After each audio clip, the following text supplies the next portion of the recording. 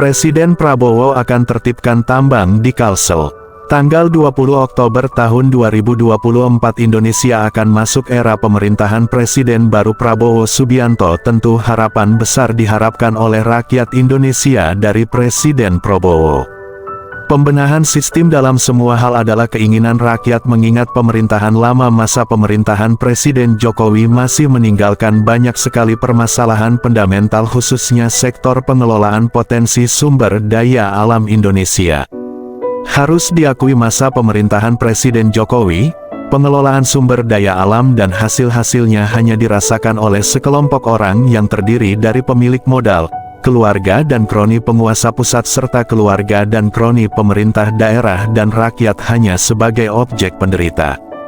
Seperti yang terjadi di Kalimantan Selatan, penghasil batu bara terbesar di Indonesia bahkan Asia, kita dapat melihat dengan mata telanjang ada monopoli pengelolaan sumber daya alam tambang batu bara oleh sekelompok pengusaha dan keluarga serta kroni penguasa pusat.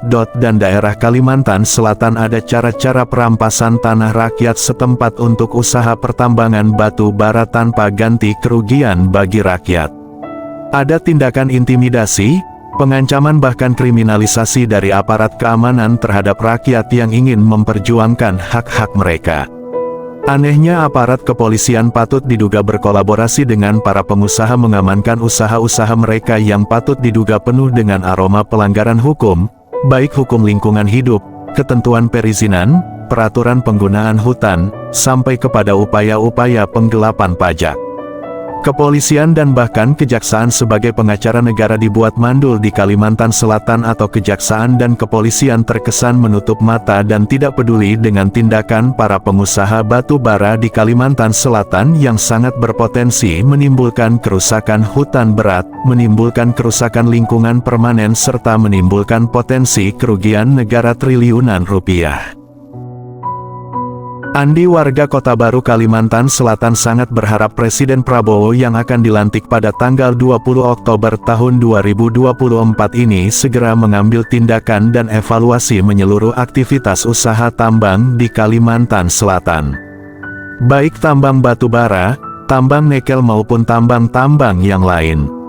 Menurut Andi sekarang ini ada monopoli tambang di Kalimantan Selatan. Andi tidak ingin hutan-hutan di Provinsi Kalimantan Selatan habis. Terjadi kerusakan lingkungan permanen di mana-mana lalu sekelompok orang pengusaha dan keluarga serta kroni penguasa pusat dan penguasa daerah kaya raya sedangkan rakyat Kalimantan Selatan tetap miskin merana. Untuk itu Andi berharap Presiden Prabowo segera mengambil tindakan terhadap aparat nakal dan pengusaha mafia tambang di Kalimantan Selatan untuk segera menghentikan operasionalnya karena ini sangat berbahaya.